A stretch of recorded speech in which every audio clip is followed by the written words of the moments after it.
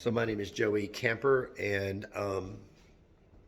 I don't have a YouTube channel, but I did in a review I was interviewed by another car dealer who's got a channel, and the topic is the used car market is crashing, and I don't believe that. Not that I disagree with him, I just don't believe that. I think it's normalizing, and let me tell you about why I feel it's normalizing.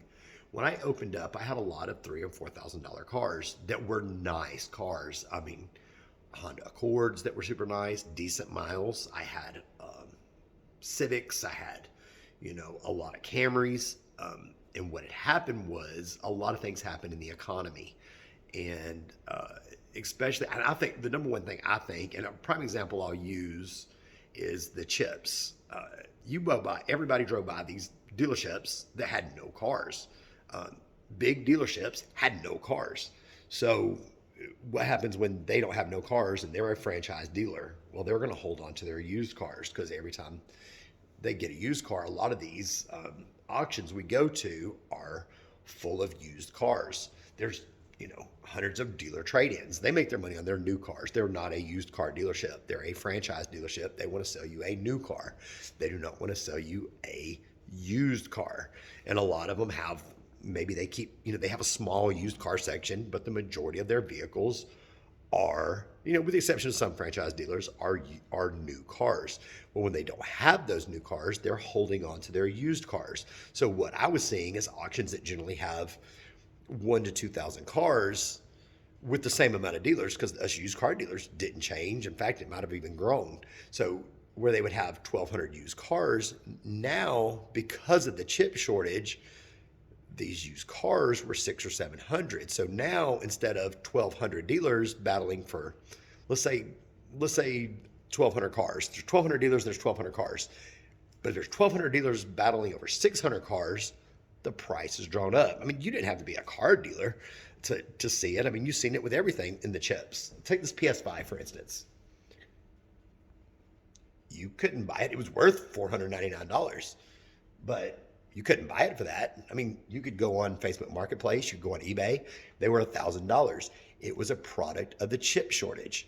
You didn't have to be looking for a car. You could be a gamer. This thing was the reason it was so much, even though it was only worth $499.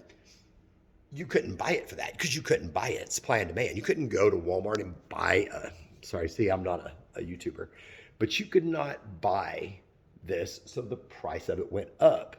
Now, just because now you can go to Walmart, I think you can now because the chips are coming out. I'm passing franchise dealers with cars on the lot, and the auctions are getting these cars.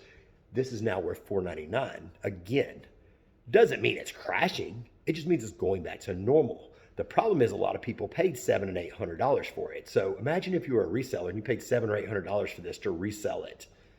It's not worth that. It's worth $499.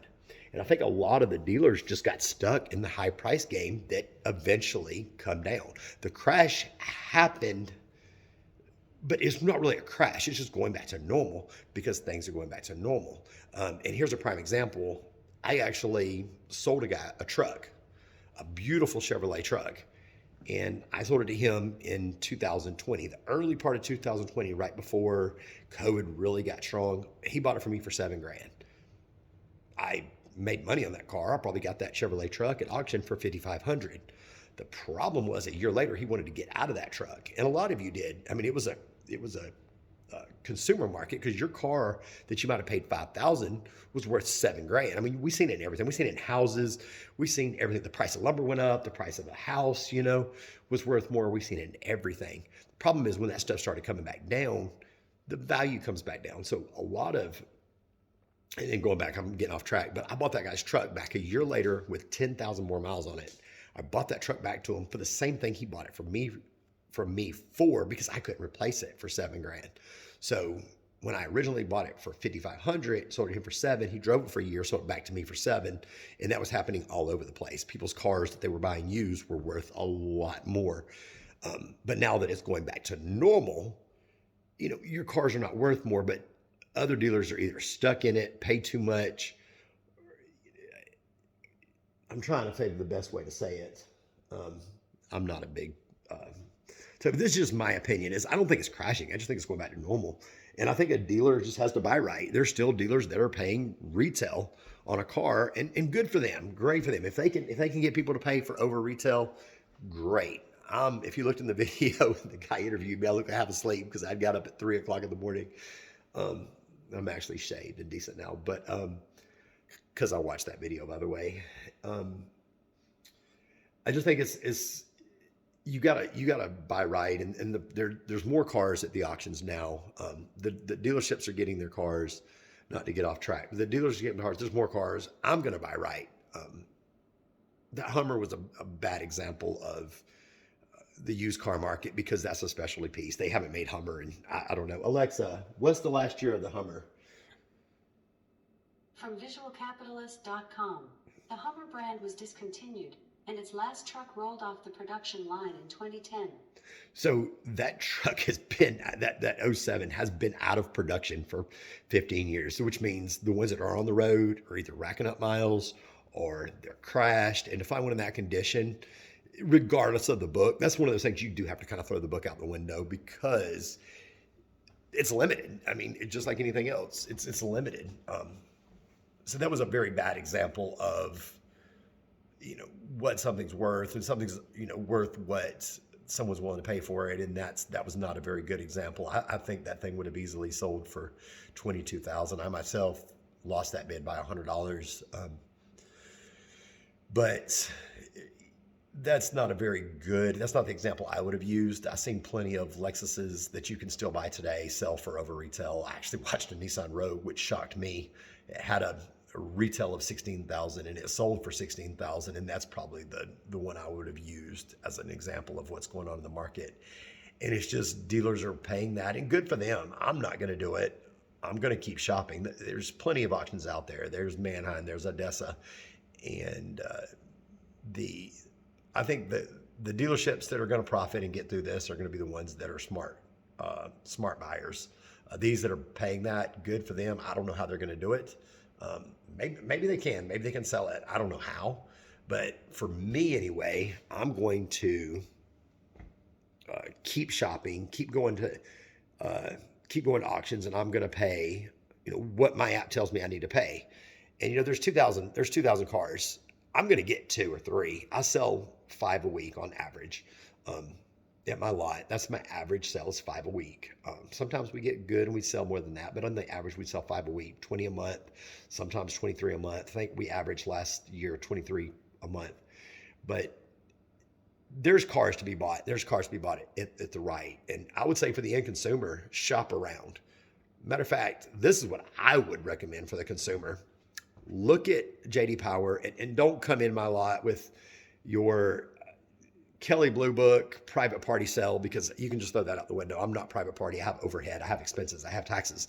So don't come and show me what your Kelley Blue Book private party sell is going to be, and then try to trade your car in and show me what Kelley Blue Book private party excellent condition is going to be, because that's not going to happen. Use JD Power when you're going to a dealer. Put dealer pricing and just see. Just see. shop around. That's what I'm recommending. If you buy something because you like it, great. And buy for you. If you like it and you think it's a good value, buy for you. But when you come on my lot, I'll be more than happy to show anybody JD Power, and that's what you're going to pay. It's good for me sometimes, it's bad for me sometimes, but I'm buying right. So I'm going to extend that on to my customer, because they're going to pay retail, or sometimes less. Sometimes I'm $1,000, under retail. I've actually got 2 pieces that I disagree with retail. I think it's way too high. Sometimes I think retail is way too low.